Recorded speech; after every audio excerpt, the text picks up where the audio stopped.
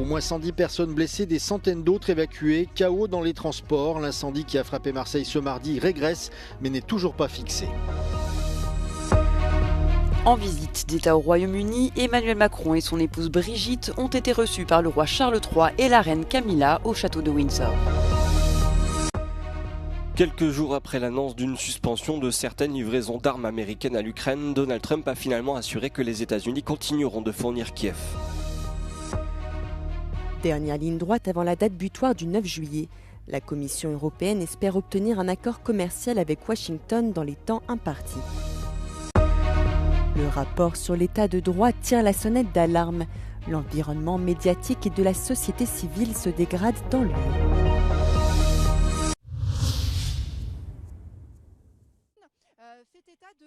À Marseille, au moins 110 personnes ont été blessées dans un incendie de forêt qui a progressé rapidement, détruisant près de 700 hectares, menacé 2 arrondissements du nord de la ville et enveloppé la cité phocéenne dans un nuage de fumée épais toute la journée de mardi. Ce mercredi, l'incendie n'est toujours pas fixé, des reprises de feu ont été constatées pendant la nuit. Selon les autorités, quelques 1000 pompiers ont été déployés au plus fort de la crise. Au moins 400 personnes ont été évacuées et relogées dans des gymnases pendant la nuit. Le maire de Marseille, Benoît Payan, a annoncé ce matin le déconfinement du 16e arrondissement de la ville tout en appelant à la prudence face aux résidus de fumée. Le trafic aérien interrompu ce mardi pendant toute la journée a repris en fin de soirée. Les liaisons TGV depuis et vers Marseille ont quant à elles été rétablies ce mercredi aux premières heures de la matinée. Des semaines de canicule combinées à des vents violents ont augmenté le risque d'incendie dans le sud de la France, plusieurs d'entre eux s'étant déclarés ces derniers jours. Un second fait d'ailleurs toujours rage autour de Narbonne.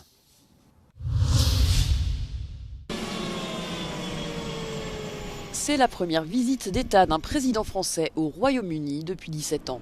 En ouverture d'un séjour de 3 jours visant à renforcer les liens franco-britanniques, Emmanuel Macron et son épouse Brigitte ont été reçus par le prince Charles III et la reine Camilla au château de Windsor.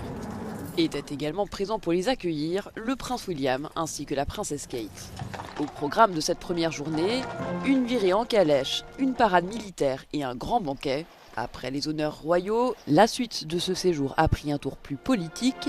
Emmanuel Macron a prononcé un discours au Parlement de Westminster devant les membres de la Chambre des Lords et de la Chambre des communes réunis dans la Galerie Royale. Le dirigeant français a également prévu de participer à un sommet bilatéral avec le Premier ministre travailliste Keir Starmer pour acter un renforcement de la coopération en matière de défense et de lutte contre l'immigration irrégulière. Donald Trump change finalement de cap. Ce lundi, lors d'une rencontre avec le Premier ministre israélien Benjamin Netanyahou, le président américain a promis d'envoyer davantage d'armes à l'Ukraine après l'attaque russe de la semaine passée qui était la plus importante depuis février 2022. Cette décision intervient quelques jours seulement après que le Pentagone a interrompu des livraisons de certains missiles de défense aérienne à Kiev en raison d'inquiétudes liées à la diminution des stocks.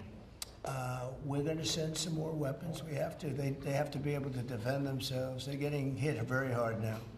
They're getting hit very hard. We're going to have to send more weapons. Yeah, defensive weapons, primarily. Donald Trump avait échangé avec Vladimir Poutine, lui mettant alors la pression pour obtenir la fin des combats, mais s'était dit très mécontent de son homologue russe. Le président américain s'était également dit ouvert à un durcissement des sanctions contre Moscou. Donald Trump a également échangé avec Volodymyr Zelensky qui a affirmé que les deux dirigeants s'étaient mis d'accord pour renforcer les défenses aériennes ukrainiennes.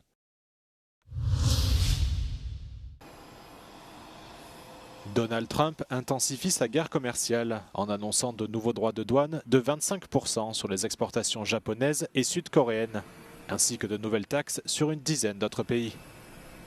Sur son réseau Truth Social, le président américain a publié des lettres mettant en garde les dirigeants des pays concernés contre toute mesure de rétorsion, sous peine d'une nouvelle augmentation des droits de douane américains. La politique commerciale agressive de Donald Trump fait craindre un ralentissement de la croissance économique, voire une récession aux États-Unis et dans d'autres pays très dépendants de leurs exportations.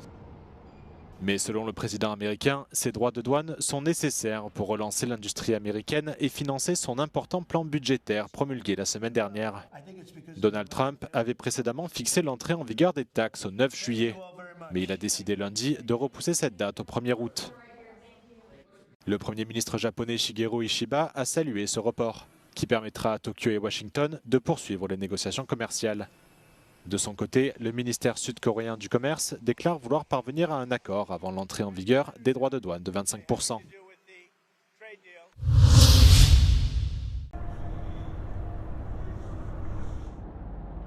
La Commission européenne ne perd pas espoir. Elle ambitionne de parvenir à un accord commercial avec les États-Unis avant la date butoir du 9 juillet.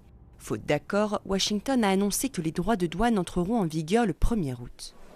They seem to have been pushing closer to a deal in recent weeks. They seem to really be pushing to make the original deadline of the 9th of July in a couple of days. It's hard to say what type of deal they would get out of it. It seems like they're closing in on some type of deal like what the UK got from the US, which would mean that the 10% tariff, universal tariff that Trump imposed would stay in place.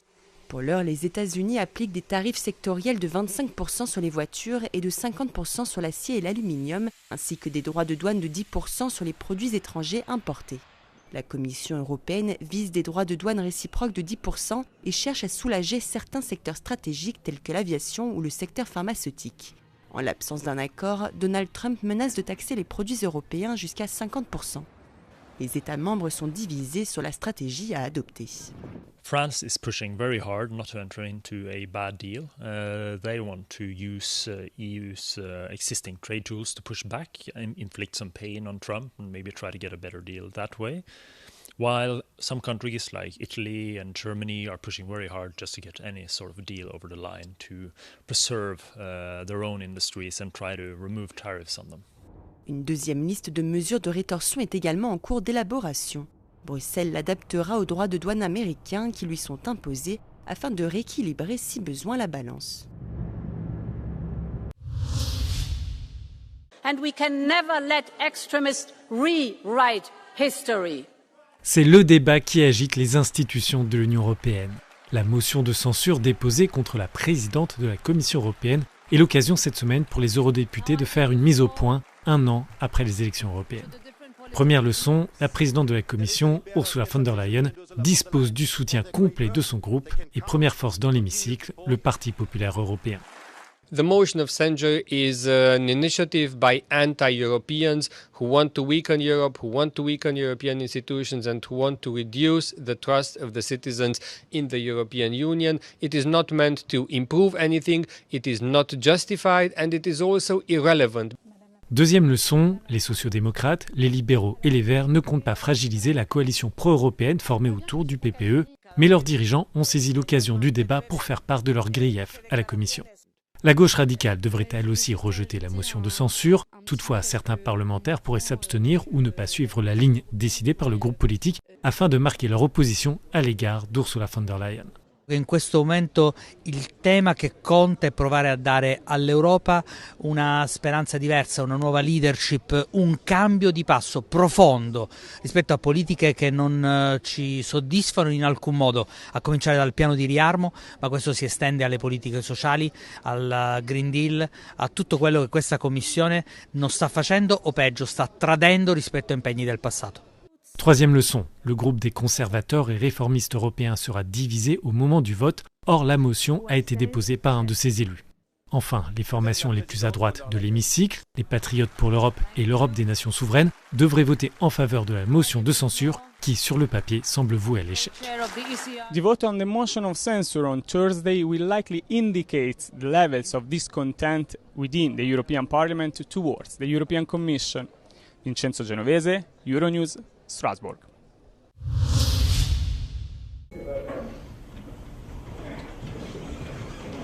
La société civile et les médias sont confrontés à des défis croissants dans l'UE, alerte le rapport sur l'état de droit.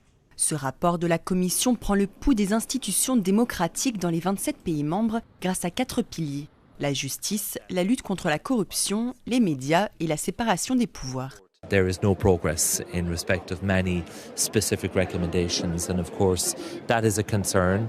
And so where we find that the space within which civil society operates, or where we find that has narrowed, for example, or where we find that the media are under undue pressure and influence, then we have to call that out. En Italie, une nouvelle loi sur la sécurité visant à combattre le terrorisme et le crime organisé pourrait avoir des répercussions pour la société civile et les libertés. Il y a aussi des inquiétudes pour les médias. So in the case of Italy, the important thing is to continue with the efforts to introduce the agreed reforms to the justice system. We have made recommendations having looked at the 4 key pillars in the rule of law area. So for example, in the media, having a system in place for the funding of public service media in Italy is a specific recommendation that we have made.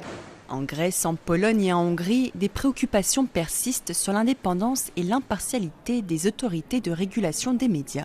En Hongrie, des journalistes et des médias ont été accusés de servir des intérêts étrangers et ont fait l'objet d'enquêtes. The crackdown on civil society in Hungary was also underlined in the report. Commissioner McGrath mentioned a deteriorating environment and the legal uncertainty that organizations have to face in the country. Vincenzo Genovese, Euronews, Strasbourg.